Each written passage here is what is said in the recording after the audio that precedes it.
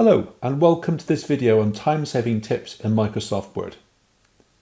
This video describes some ways that you can be more productive quickly in Microsoft Word. We do this by keeping the use of the mouse to the minimum and only using it in smart ways. We are at our most productive in Word when we stop switching unnecessarily between the keyboard and the mouse. And many of these tips also apply to writing messages in Outlook. So, here we go. At number 10 is a really quite straightforward one. That euro symbol is on the number 4 key on most keyboards, but how do we type it? The answer is we press Ctrl-Alt-4. And you'll see in a moment how the Ctrl-Alt combination unlocks other shortcuts. So here we have a Word document with a title where I'm going to show you all the remaining tips. This is number 9. So what we need is a heading. So what are we going to do? This is a document about music, and we're going to start with a heading about the guitar. I would then have to switch between the keyboard and the mouse, but I could just carry on with the keyboard. So I press Ctrl-Alt-1, I get a heading 1. And then I can type something about guitars. Now I need a heading at level 2. So I press Ctrl-Alt-2. I'm going to write more about the types of guitar a bit later. And I'm going to need a third level heading. So guess what I'm going to press? Ctrl-Alt-3. Now to number 8. A very quick win this. So it's very common to put bullet lists in. I'm just going to navigate back up to the types of guitar as I said I would. We're going to type a bullet. Now how do we do that? We press the asterisk and then space, and we can do the same now for another list. But we can use a different type of bullet point. So if we use the greater than symbol, which is shift full stop, then press space, then we have another list. And there's another type of bullet point I want to show you. If you press the dash and the greater than symbol and then space, you have this type of arrow. A nice simple one for you at number 7. Only one of 2 specific mouse tips in this video. Did you know that you can triple click to select a paragraph? So it's double click, triple click, and then do what you like with it. Copy it, delete it. I'm going to undo that. Reformat it, whatever it is that you want to do. That leads us nicely on to number 6. You can use the Control key with square brackets to decrease or increase the point size of a selection by 1 point. So we're going to do just that to this paragraph. So I'm pressing the Control key now, pressing the close square bracket to increase that by 2 points, because I pressed it twice, and down again by 2. Up again by 1, down again by 2.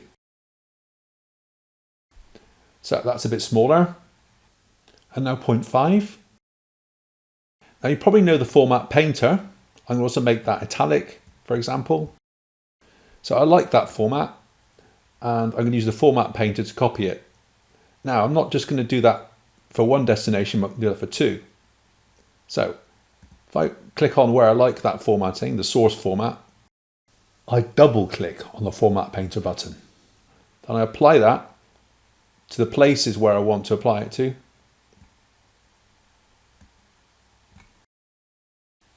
And I can keep going like that. So then I press Escape to stop applying that formatting.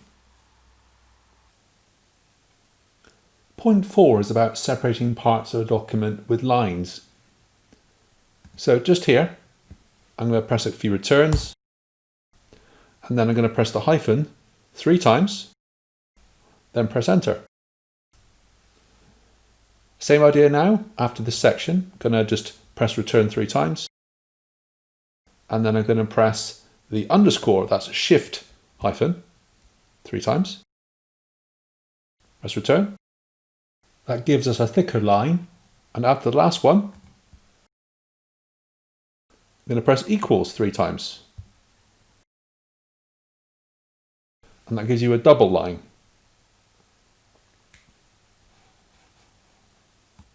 Point 3 is about switching between title case or initial caps and capitals and lowercase. So first make the selection, then you would press Shift F3, but on a laptop you'll probably find you'll have to press the FN button at the same time as Shift. So I'm just going to do that now, press F3, and that becomes capitalized. I do that again, it becomes lowercase, and press it again, and back to title case. Point 2 is about reproducing international characters, including accents, just by using the keyboard. It could be that you are referring to the name of a place or a person in a piece of text that would otherwise only be in English. So for this, let's have a new heading. Remember, we can use Ctrl-Alt-1, and we're going to have a bullet point here. So remember, we can press asterisk and space. To reproduce an acute accent, for example, on an E, you press the Control single quote or apostrophe followed by the E in this particular case. Here we have an example. And here you can see the acute accent on the E on Andre. The next example is how to do the grave accent. So to reproduce a grave accent, for example on an E, you press Control Grave. The grave button is the one to the left of the 1 on the keyboard. So let's just do that. Now to reproduce an umlaut, for example on an A, you press Control Shift colon, followed by the A by way of example. You can also reproduce other accented characters with other key combinations, but these are probably the most useful ones. And now at number 1, what I think is the most useful tip to give your documents that professional touch. You can of course put a hyperlink into a document by copy-paste, but your readers really don't need to see all the https://www stuff, do they? You just want the name of the site or page reference and to do it quickly and easily. So here's how. Oh, and by the way, this tip is also relevant to an email message in MS Outlook. The first thing to do is to copy the hyperlink from the relevant page, and I already have mine in the clipboard. So what you would do is you would write your text as you normally would. So I'm going to just do that. Then you select backwards over the text that you want to hyperlink. Then it's Control K to bring up the hyperlink dialog. And you're now just the right place to paste in the hyperlink that you have in the clipboard, which I've got from Wikipedia. So I'm just going to press Control V. So to recap, that's Control K for the hyperlink and Control V for the paste. You then press OK. And is it any wonder you now have a beautiful hyperlink? And you're then in the perfect position to continue typing.